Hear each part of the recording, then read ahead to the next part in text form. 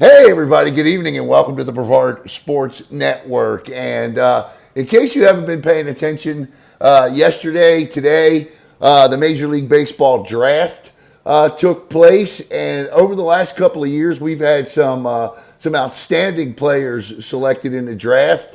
And we once again have yet another Brevard County standout heading to play professional baseball. And so let me just bring him right on. Selected today in the fifth round, the 143rd pick overall of the Los Angeles Angels, former Viera Hawk, Dylan Jordan. And Dylan, first of all, welcome to Brevard Sports Network. It's great to have you here, my friend. Congratulations.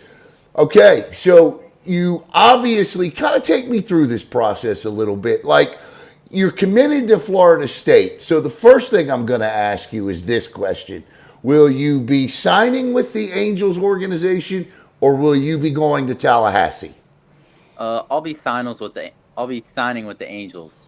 Well, So, congratulations, my friend. That's fantastic. Now we can kind of get into the draft process a little bit. So obviously, this you've been very busy since you and the boys were over in Fort Myers over in May. So kind of take us through your summer a little bit and some of the things you've done because if you look at where you're ranked in prospects 243 with MLB, 342 with Perfect Game International.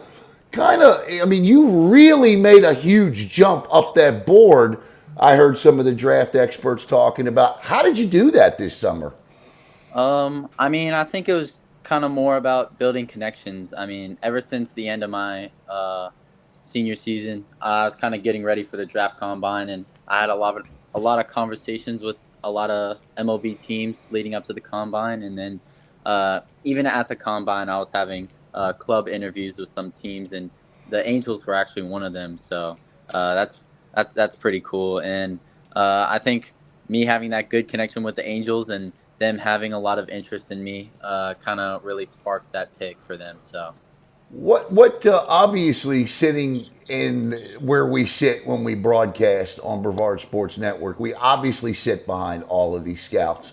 I know the Angels, A's, Blue Jays. I mean, there's been scouts there all season long and last year as well. I asked you once how, earlier this season in an interview, kind of how you dealt with that pressure. How have you been able to handle all of this? Like, what's been your approach to this process?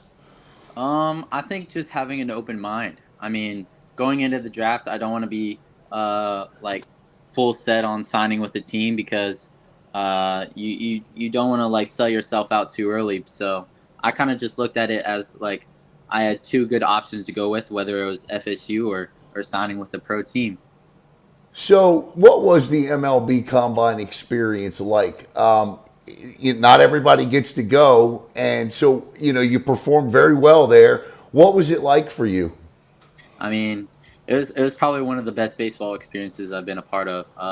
It was combined with about like 300 of the best high school and college players going into the draft, and we had a whole bunch of stuff going on, a whole bunch of medical labs, speaking with teams. I threw in the high school game, which is super cool. Tons of scouts. I mean, it was just a great experience overall. So. What was the best piece of advice looking back on this summer? What was the best piece of advice you got, and who gave it to you? I think I got it from my parents. The best piece of advice they told me was just kind of take it like one step at a time. Don't look too far in the future. Kind of just stay in the present, and whatever happens, happens. You can't really control what other people think or what they're gonna do, and you kind of just have to control what you can control and just kind of be along for the ride. So that's kind of how I looked at it going into the draft right now. So. Looking back over, I mean, obviously you have to feel like your high school career was a whirlwind, and we'll talk about that in a second. But I have to ask you, was there I mean, I know MLB teams communicate with you. You have meetings. I'm sure you receive a ton of phone calls yesterday and today. Was there a point you told yourself, okay, if I don't go here, I'm going here? Was there a decision you had already made up in your mind? Um, I mean, not really. Like I said, I kept my head open, and I was open to any opportunity. But I mean, like I said, if the draft wasn't for me and a team didn't want to sign me and for the amount that we talked about, Right. then I was more than happy to go to FSU. I mean, I committed there for a reason, and I love it there. I love the coaches and everything. So. You know, when you're talking about the draft, you know, one of the things you always hear is, well, you know what? School was always an option later in life. You can't go pitch in the major leagues at 40, right, Dylan? Yeah, exactly. Exactly. So I'm all for you, buddy. Looking back on your high school career, obviously, you've had some great teammates. You had a teammate go through this last year with Alex Sosa, who had decisions to make as to what he would do if he were drafted.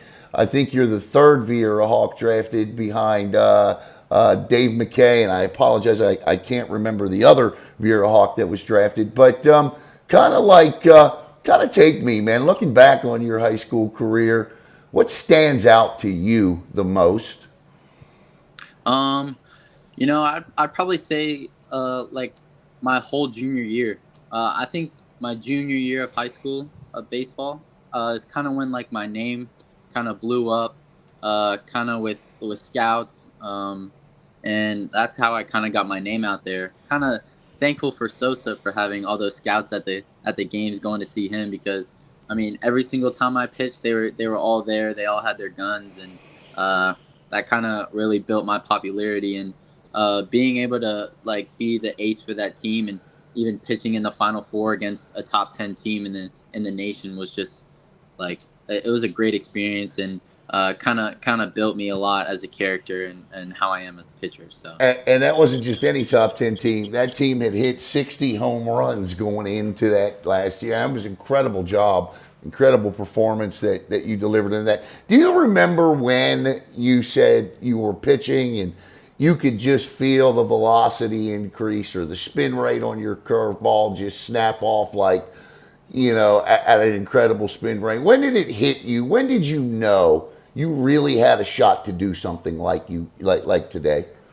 I mean, I think the earliest memory would have to be the game I pitched against O'Galley.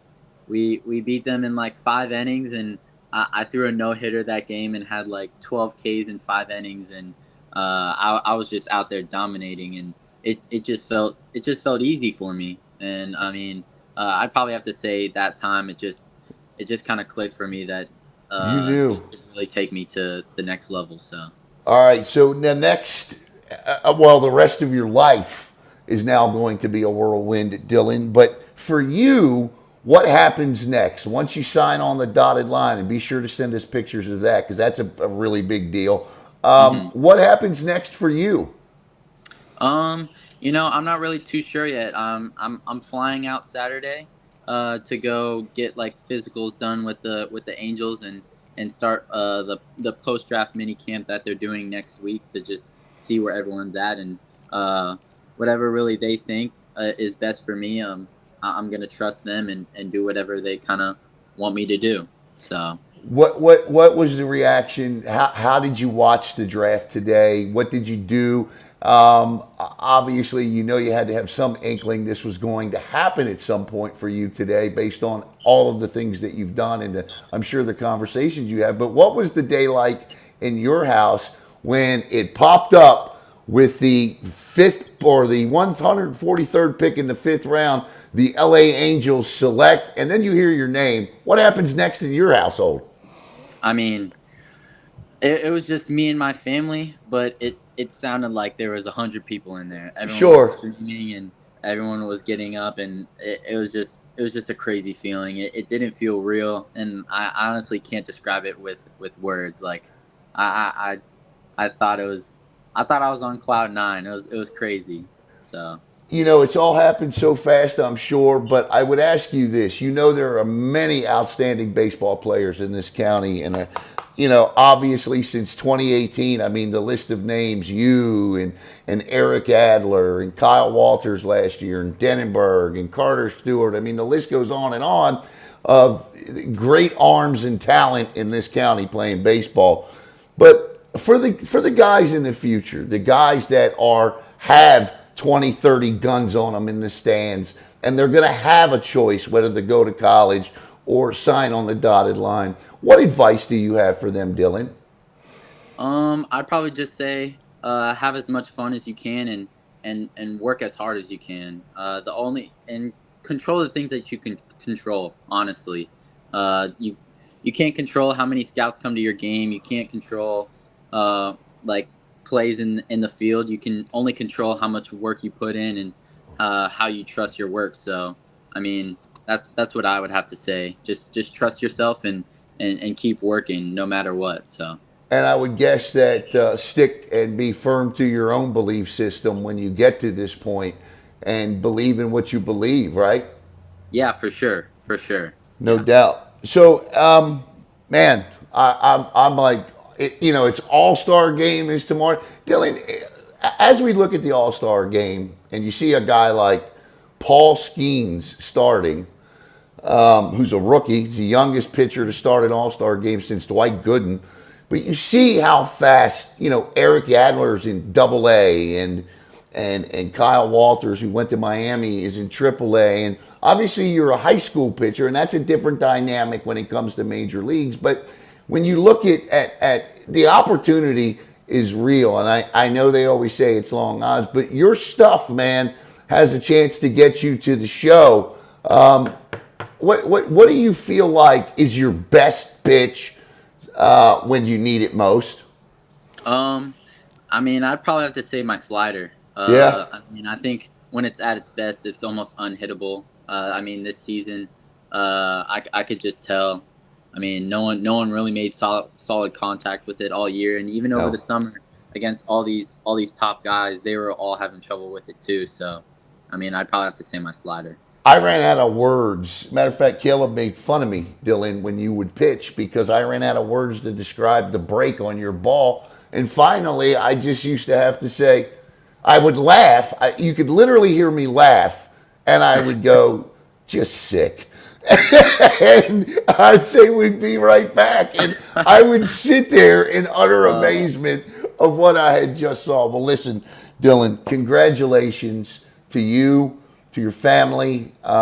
This is great stuff, something you have worked hard for and have earned. And we couldn't be more proud of you. The Angels got not just a great pitcher, but they got a great guy. And we cannot wait to watch you hit the bump one day out in Anaheim, which is where the Angels play. And good luck to you, young man. Yeah, for sure. Thank you for having me, Alan. This is awesome. Absolutely, man. For Dylan Jordan, I'm Alan Slaughter-Zinski for the Brevard Sports Network.